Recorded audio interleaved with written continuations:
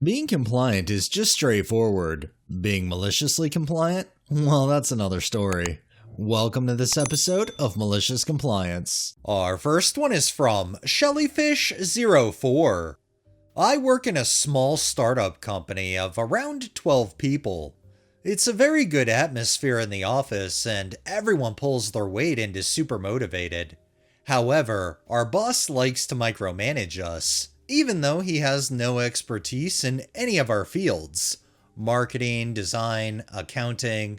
Especially us in marketing and design suffer a lot from that, since he'll make changes to our strategies, posts, website, sometimes without telling us, and then get super upset at us when the customer feedback is bad and we aren't reaching our predicted goals. So recently, he told us that the reason he thinks we aren't seeing enough results is because we're manipulating our hours and not actually putting in the work we should. Until then, we each wrote down our hours manually in an Excel sheet, but with the new time tracking tool, he would see how long we were working down to the minute. We also could only log in on our desk PCs and previously approved home office devices, but not mobile because if you're not at your desk, it is not work. After our initial shock passed and our boss left for the day, our manager called for a meeting and we came up with a plan. We would do as he says, in the most just following the rules way possible. Number 1, we would not engage in work-related conversations with him unless we are sitting at our desks and are clocked in. Number 2, any questions by him which are asked after we are clocked out will only be answered once we clock in again the following day.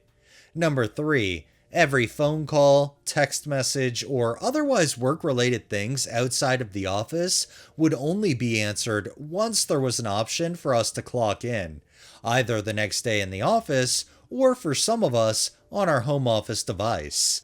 Number 4, since we no longer have the option to shift time manually, all work minutes and hours would be clocked exactly when they took place. Side note, in my country, weekends pay better. Sundays have to be paid double, and working after 8 p.m. warrants additional financial benefits by law.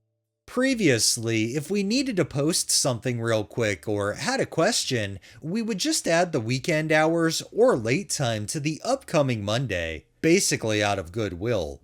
But no more of that. Number 5, we would stop any independent activity, like posting on social media or writing an email, and would send him everything to approve before following through. After about a week, our boss was so fed up with this, he gave us the option to clock in from our mobile devices, so he could get a more immediate response to his questions.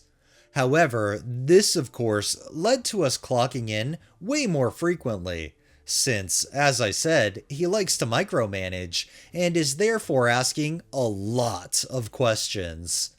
I'm happy to report that as of 2024, we have abolished the system again and regained most of our independence. And even though our boss is still pissed about how we exploited the system, it brought the team closer together and hopefully taught him a lesson. I know I'm not the only person who feels that managers that micromanage their employees are some of the worst kind of managers because they literally are all over everybody for every little thing, and they wonder why things don't get done. It's kind of hard to get a lot of things done when you have somebody constantly up your ass. And our final one is by MangoPhysical1308. I used to live in an apartment building that had shops on the main level. The building next door was the same. The two buildings shared a wall. My building had assigned parking and yellow paper notes to put in our car windows. A restaurant opened up in the building next door. Their owner, manager, and staff began parking in my spot, as well as our neighbors. I spoke to the owner and she said she would talk to them again, but didn't think it would help. They were even parking in her spot. Every night I would get home, call them, and ask that the vehicle be moved. I was getting tired of this when one night they put the manager on because they were busy and didn't have time to deal with my request. He did do it, but told me they wouldn't do it again and I was to stop calling them. I suggested they stop parking in my assigned spot. He told me he had too many staff to control where they parked, and he was sure they were not parking in my spot and it was probably a customer. You know, because customers always park behind a business and then walk around to the front to get in.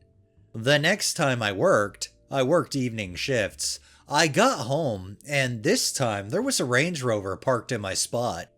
I dutifully called the tow truck and not the restaurant. I had to wait for a second tow truck because the first one was not equipped to move a vehicle of that type. Something about being jacked up and stuff. They explained it, and the wait was because I didn't know enough to be able to answer their questions about trucks so they could send out the right truck first. They towed it, and I went in and went to bed. A few hours later, I was awakened by a phone call from the towing company.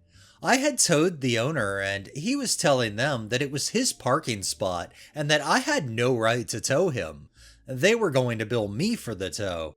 I told the caller about my landlord's parking permits, the numerous phone calls to have them move, about being told not to bother them anymore, and that his restaurant was in the next building with a separate parking lot.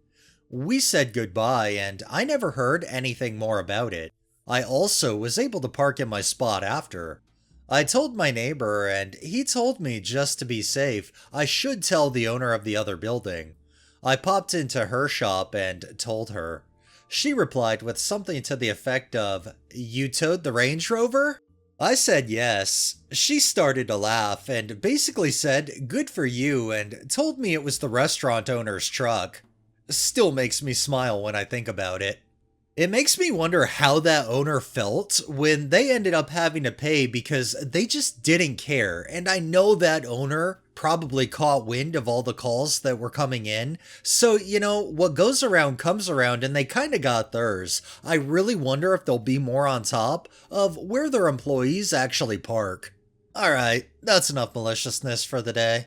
Well, that wraps up this episode of Malicious Compliance. If you liked the video, please drop a like. Share my content on all of your social media, subscribe if you haven't already, and make sure to hit that bell so you're notified every time I upload, and drop a comment down below. It really helps with the algorithm and helps new people find my channel. Thanks for watching, thanks to my patrons and super thanks contributors. Have a great day and stay safe out there.